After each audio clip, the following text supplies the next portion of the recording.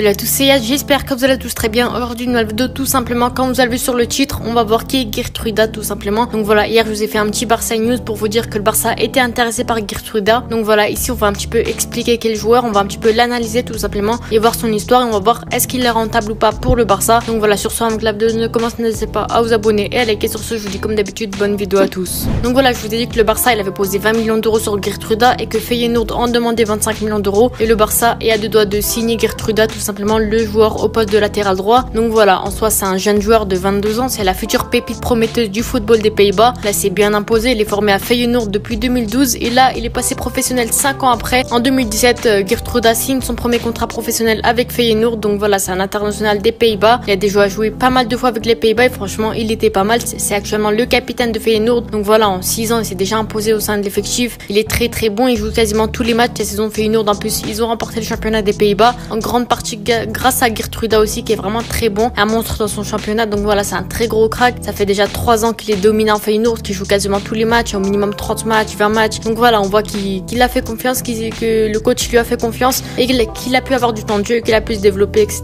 Donc voilà, lui il est assez polyvalent, il joue au poste de défenseur central et défenseur droit et le Barça aimerait le recruter en tant que latéral droit tout simplement. Donc voilà, je me posais un peu la question, est-ce que ce serait pas le même profil que Jules Koundé tout simplement, lui aussi qui peut jouer latéral droit, ils ont à peu près la même corpulence. Donc en soi je pense que ça reste quasiment la même chose, soit défenseur central, ils sont assez imposants, c'est pas non plus des petits qui courent vraiment, qui font des dribbles, qui débordent sur les côtés, etc. mais qui sont vraiment pas mal à leur poste aussi, que ce soit au poste de défenseur central, au poste de latéral droit tout simplement. Donc voilà, là on va un petit peu analyser ses statistiques et l'analyser tout simplement en soi, dans son jeu, etc. et ça reste la partie la plus intéressante. Donc cette saison il a fait vraiment une très grosse saison avec 41 matchs, toutes compétitions confondues, 3 buts marqués et 3 passes décisifs, parce que Feyenoord il joue principalement au poste de défenseur central et au cas où des fois il dépanne au poste de latéral droit. Par rapport aux autres défenseurs centraux, aucune surprise, il est vraiment très très bon, que ce soit les passes, que ce soit les buts, même il marque pas mal de buts, les shoots, etc.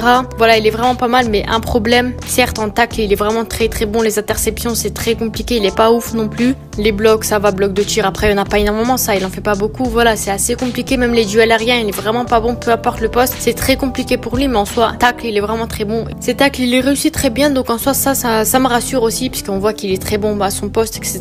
Interception et tout le reste niveau défensif c'est très compliqué, mais niveau goal, niveau passe, niveau assist, niveau passe D, niveau shoot, il est vraiment pas mal. Donc en soi on voit que c'est un joueur aussi offensif, mais le problème, ce qui fait peur, c'est les duels aériens, les dégagements et les blocs de tir tout simplement. Ça fait un petit peu peur, c'est assez faible, il y a quasiment rien, certes il n'y en a pas énormément des blocs de tir par exemple, des duels aériens, mais les dégagements quand même c'est un minimum quand même. Voilà quoi, c'est ça le problème, c'est ça qui me fait un petit peu peur, c'est qu'il est meilleur offensivement que défensivement, mais en soi je pense que ça reste un bloc solide en défenseur central et je pense que vraiment il pourra offrir de très belles choses au poste de défenseur central. Voilà, en soi quand même les tacles, faut voir le positif, il fait de très bons tacles, peu importe qu'il soit défenseur central ou latéral droit, il est vraiment très bon. Donc voilà, ça c'était ses statistiques au poste de défenseur central. Et voilà, par rapport aux autres latéraux tout simplement, voilà, il y a des très belles choses, etc.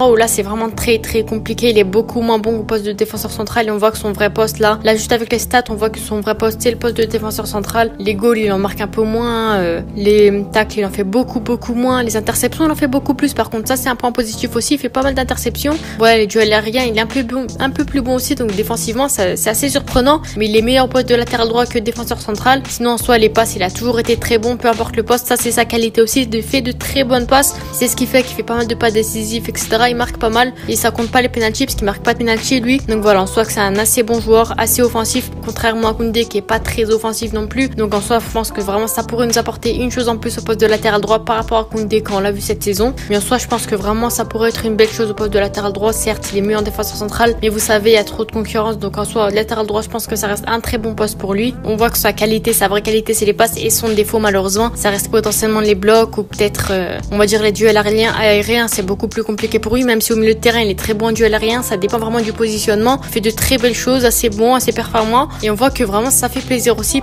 Donc en soi on voit qu'il est vraiment très très polyvalent et je pense que ça peut être une très bonne chose pour le Barça qui en manque d'énormément de joueurs. Donc voilà, maintenant on va voir un petit peu est-ce que les 25 millions d'euros ils valent le coup ou pas. Donc en soi je pense que au vu de sa polyvalence, etc., je pense que 25 millions d'euros c'est très abordable. Certes c'est vrai, pour un défenseur qui est polyvalent, joue à tous les postes, milieu, défenseur, latéral droit, je pense que ça reste très abordable, c'est beaucoup mieux que par exemple Foyt qui coûte 60 millions ou peu importe, mais je pense que vraiment ça reste très abordable et je pense que le prix ça reste pas un problème. Maintenant il faut voir au vu de la concurrence, parce qu'au défenseur central je pense que ça va être mort pour lui, en plus avec l'arrivée d'Inigo Martinez, Christensen, Koundé, Araujo, ça va être très compliqué de s'imposer au poste de défenseur défenseur central pour lui. Latéral droit, je pense que risque d'être titulaire parce que Dest, c'est vraiment pas bon par rapport à lui, je pense. Julian Araujo, il est trop jeune pour être titulaire encore une fois, même si je pense qu'il mérite un peu de temps de jeu. Mais en soi, je pense qu'au poste de latéral droit, il va être 100% titulaire. En plus, Koundé, il va plus jouer à droite. Donc, je pense que vraiment, il aura sa place. Maintenant, est-ce qu'il faut voir si on signe un joueur comme lui qui est de base défenseur central et qui joue au poste de latéral droit juste pour dépanner? Est-ce qu'on doit autant signer un vrai défenseur central droit comme Cancelo, Foyt, etc.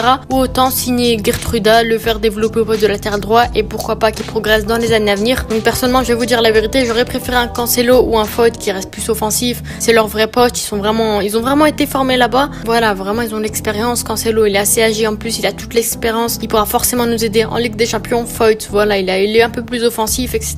Il est plus latéral droit, c'est son vrai poste, il a toujours progressé là-bas. Donc en soi, j'aurais préféré des joueurs comme ça, mais c'est trop cher. Je pense que Geertruida, vraiment, ça reste une très bonne offre, une très bonne affaire. Je pense que 25 millions d'euros, il faut les dépenser. Certes, le Barça, ils ont pas que ça à faire non plus, vu qu'ils ont pas énormément d'argent. Ils vont dépenser de l'argent comme ça, etc. Mais je pense que Geertruida, pour renforcer nos défenses, je pense que ça reste très intéressant aussi. Donc voilà. Dites-moi en commentaire un petit peu vos avis sur Geertruida, tout simplement. Est-ce qu'il doit rejoindre le Barça? Est-ce que le Barça doit débourser ses 25 millions d'euros pour le joueur? Je pense personnellement que ça vaut le coup. Après, il n'y a pas énormément de joueurs qui jouent au poste de latéral droit et qui sont disponibles. Il y avait Frimpong aussi, j'étais intéressé par lui. Mais je pense que c'est quasiment mort là. Ils en parlent même plus. Il n'y a plus rien du tout. Je pense qu'il va coûter beaucoup trop cher. Donc en soi, je pense que vraiment Geertruida reste la bonne pépite pour le Barça. En plus, il est jeune. Il pourra progresser au Barça. Voilà, changer de club un petit peu parce qu'il a toujours joué à Feyenoord quasiment. Donc voilà, n'hésitez pas à vous abonner et à liker. Dites-moi en commentaire est-ce que vous êtes satisfait ou pas de potentiellement cette arrivée de Geertruida. Donc voilà, c'était Yas. Ciao.